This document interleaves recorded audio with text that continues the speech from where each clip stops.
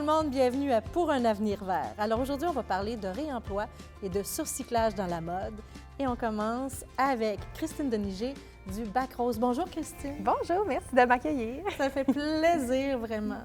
Le Bac Rose, peux-tu m'expliquer un petit peu ce que c'est? C'est beaucoup de choses depuis sa création, mais qu'est-ce que c'est exactement? Oui, bien, le Bac Rose, c'est une école de couture écolo. Donc, on accueille vraiment là, des jeunes, des adultes. Puis, nous, notre spécialité, c'est vraiment d'apprendre les bases, de commencer vraiment de rien pour apprendre à utiliser les machines à coudre, à justement prendre des vêtements, les modifier. Donc, il y a tout ce savoir-faire là, qui se perd tranquillement qu'on enseigne à l'école de couture. Puis, dans le fond, le Bac Rose, le nom de l'école, ça vient vraiment de mon constat du fait que quand on a des vêtements qui sont soit abîmés ou qui sont troués, on n'a pas vraiment de système au Québec de recyclage où on ne sait pas où mettre ces vêtements-là. Donc, souvent, ça se retrouve à la poubelle. Donc, je me suis dit, il n'existe pas de bac, justement, rose qui peut nous permettre de revaloriser les vêtements. Donc, vu que ça ne va pas au compost, au bac brun, ni au recyclage, au bac bleu. Donc, c'est comme ça que le Bac Rose est né. Ah oui, OK. Oui, c'est ça. Le Bac Rose, OK, mais ça, c'est une expression que tu as inventée toi-même, c'est ça? Exact, c'est ça. Je me suis dit, pourquoi pas, moi, si j'ai inventé au Québec la solution, bien pour moi, ça serait ça. C'est de redonner vraiment aux gens les outils pour être capables de eux-mêmes soit réparer, revaloriser, faire du surcyclage, justement donner une deuxième vie à leurs vêtements pour qu'on soit plus autonome parce qu'on est beaucoup dépendant des magasins, de la fast fashion, des choses comme ça. Puis de moins en moins, il y a des ressources pour des couturières ou des cordonniers pour réparer. Donc, pourquoi pas, là, c'est même, moi, je pense que c'est vraiment plaisant à faire aussi. Donc, je redonne avec toute la passion de la couture, là, vraiment une deuxième chance pour ces vêtements-là. Bon, tu parles de la passion de la couture et tout ça, mais qu'est-ce qui t'a amené à partir ça, à lancer ça? C'était quoi avant de te lancer en entrepreneuriat, qu'est-ce que tu faisais? Oui. Dans le fond, moi, j'ai étudié en design de mode au Collège La Salle. Oui. Puis au Collège La Salle, on nous montre beaucoup là, tout le volet créatif du designer qui se part une collection, puis qui est vraiment impliqué dans toutes les étapes. Donc moi, ça m'avait beaucoup parlé parce que j'aime faire plein de choses. Oui, t'es créative. Là, on le sent juste à te parler, tu es comme toujours en ébullition, oui. Exact, c'est ça. Puis dans le fond, moi, tous les volets de l'entreprise m'intéressaient. J'ai passé par plutôt des entreprises au départ. Là, donc j'étais soit assistante designer, j'allais dans les manufactures, préparer les échantillons, je faisais la livraison, des kiosques. Donc c'était vraiment très passionnant là, d'être plongée là-dedans. Par contre, je trouvais que c'était peut-être un peu rigide. Donc, souvent, les processus étaient déjà en place. Quand je voyais justement des rouleaux de tissu qui n'étaient pas nécessairement de la bonne couleur, bien là, c'était déchiqueté, jeté. Ah, sérieux? Puis, oui, c'est vraiment... mon Dieu! Je suis toute énervée. Déchiqueté, jeté. C'est ça. Là. Donc, il y a vraiment des angles morts dans la mode qu'on ne voit pas. Puis, ça se passe au quotidien. Donc, moi, je voyais ça là, vraiment au jour le jour. Puis, tu sais, je levais la main pour dire, bien, il me semble, il y aurait peut-être de quoi. Mais, tu sais, souvent, c'est ça, le processus est déjà en place. Les entreprises, bien, c'est des coûts aussi. C'est ça. Puis, la pensée n'était peut-être pas encore là. Tu sais, il y a 5-6 ans, on en parlait, on connaissait les problèmes, mais tu sais, au niveau des solutions, c'était peut-être moins là. Donc, je ne voudrais pas dire du jour au lendemain, mais maintenant, ma réflexion était beaucoup là-dedans. Puis, j'ai décidé de quitter mon emploi pour vraiment comme me lancer dans le vide puis dire, bien, moi, dans ma vie, je veux trouver une solution. Puis si je peux apporter ma petite pierre à ce grand enjeu-là, on va dire ça comme ça, ça me ferait vraiment plaisir. Donc, je me suis comme juste laissée aller là-dedans pour voir là, comment je pourrais apporter mon aide. Puis dans le fond, le Bac Rose a comme émergé naturellement parce que on m'a demandé de fabriquer des produits. Je suis retournée un petit peu dans la couture, puis vraiment derrière la machine. Puis c'est là que j'ai réalisé que j'avais vraiment beaucoup de plaisir, mais aussi à expliquer aux autres mon cheminement, ma façon de procéder. Puis j'avais aussi une grande affinité avec les élèves, puis à parler de ça.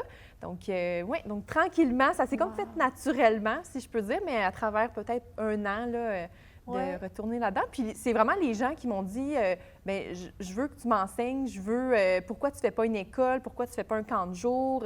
Donc, c'était vraiment le fun de se faire demander de partir quelque chose. Oui. Ça a grandi de façon organique, hein, vraiment? C'est ça, exact. Ouais. Là, au début, j'étais beaucoup plus reconnue pour, justement, avec les enfants, les camps de jour. Mais rapidement, là, les parents me disaient, bien, moi aussi, je veux être ici avec toi, puis on veut avoir accès aussi aux machines, Ouais. puis à l'espace. Donc oui, il y a les connaissances, mais aussi les installations. Souvent, la couture, on dit que ça va coûter cher, mais justement, au Bac Rose, comme tout est fourni, là, donc on n'a même pas besoin d'acheter une paire de ciseaux, les tissus, les fils, Tout est fourni. tout est sur place. Là. Wow. Dans le fond, justement, on recycle beaucoup là, de draps, des friperies, des choses comme ça. Ce qui est fourni, dans le fond, c'est pour se pratiquer au début, faire des premiers projets.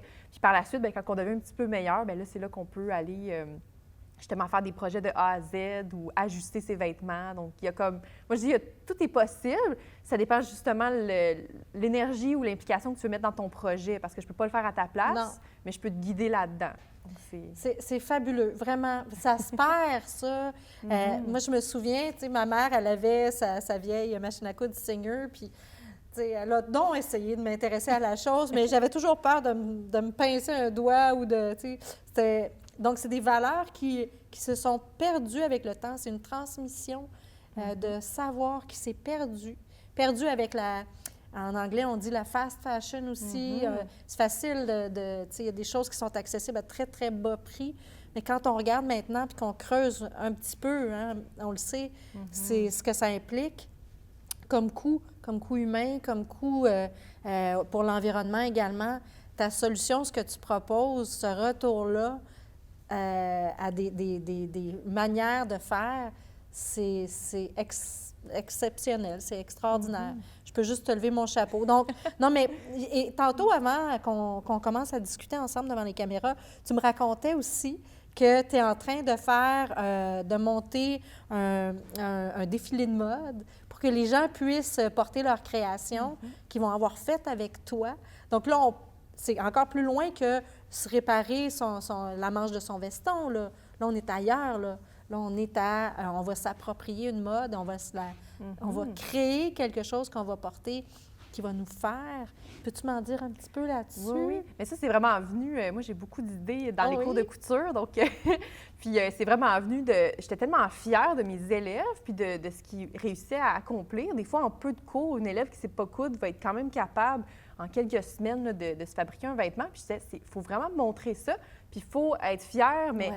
Puis avoir aussi du plaisir ensemble. Puis j'avais comme inventé justement, ça pourrait être un grand spectacle avec, là, je me suis dit, bien, pourquoi pas, on va faire un défilé. Tant qu'à faire. Puis, bien, tant qu'à faire, on va se lancer. Mais oui. Puis dans le fond, c'est ça, le défilé, c'est vraiment pour montrer aussi à des élèves que qui ne sont pas nécessairement, on ne fait pas ça dans la vie, hein, des défilés, les élèves viennent de tout horizon différent, il y en a des jeunes, il y a des adultes, donc c'est aussi de surmonter des peurs. Différentes, oui. Bien, c'est ça, Oui. puis de ne pas avoir peur d'afficher un peu qu'on est fier, puis tu sais, c'est tellement plaisant de dire « Ah, mais c'est-tu toi qui l'as fait ton chandail? » ou « C'est-tu toi qui as fait ta robe? » Donc, on est tellement fiers, puis je me suis dit « Bien là, ça serait vraiment un beau rayonnement pour les élèves, bien, et aussi pour le Bac Rose, de propager ça, puis de ne pas se sentir qu'on n'est pas assez bon, on a justement peur des machines, on se met tellement d'obstacles que finalement, c'est juste de se laisser aller, puis de faire ça ensemble. Puis j'ai quand même beaucoup d'élèves au Bac Rose, mais qu'on on peut pas se croiser nécessairement, là, vu que c'est sur toute la semaine.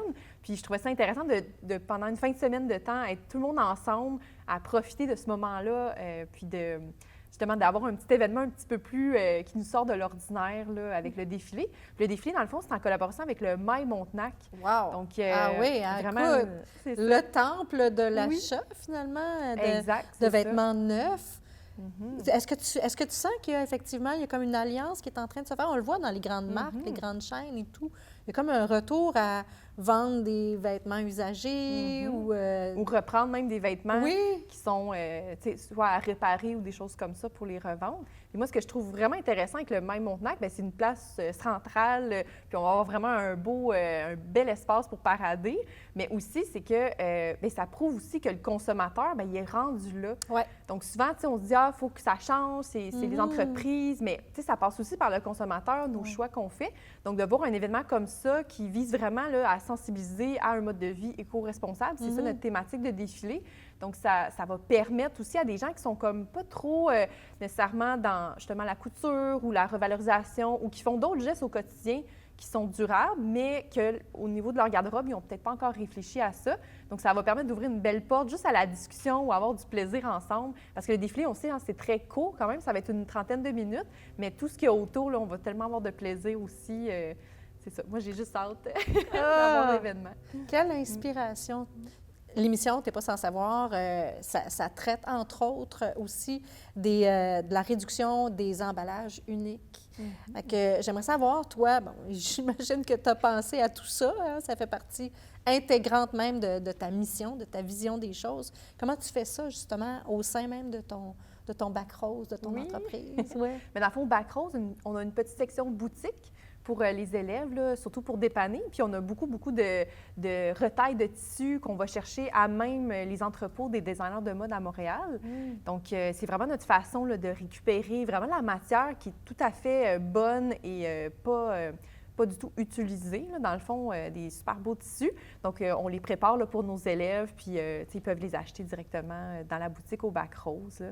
Donc, ça nous évite beaucoup d'emballage ou des commandes en ligne. Souvent, oui. C'est ça, ça vient avec beaucoup de plastique, là. Effectivement, puis tu vas aussi dans les friperies, hein, je pense. Oui, c'est ça. Dans le fond, des... c'est ça, les friperies, on a un partenaire avec elles, puis ils nous permettent de faire des commandes. Par exemple, si j'ai besoin de jeans pour l'école, bien, je vais leur faire un petit appel, puis ils me préparent un sac avec les paires de jeans. Donc, il y a vraiment une belle collaboration là, pour justement réduire là, le fait de devoir acheter des matières neuves pour l'école de couture, là. Et de toute façon, c'est encore plus beau dans le surcyclage, c'est ça? Oui, c'est ça. Oui, ça met ça revalorise le morceau de linge. Vraiment, tu es une leader en la matière. Non, mais c'est impressionnant en peu de temps à quel point tu transformes la vie des vêtements, mais la vie des gens. Écoute, en terminant, Christine, vraiment, je tiens à saluer bien bas ton travail et ton implication à faire évoluer les mentalités. Merci. Longue vie au Bac Rose. On s'en souhaite. Merci beaucoup. Merci.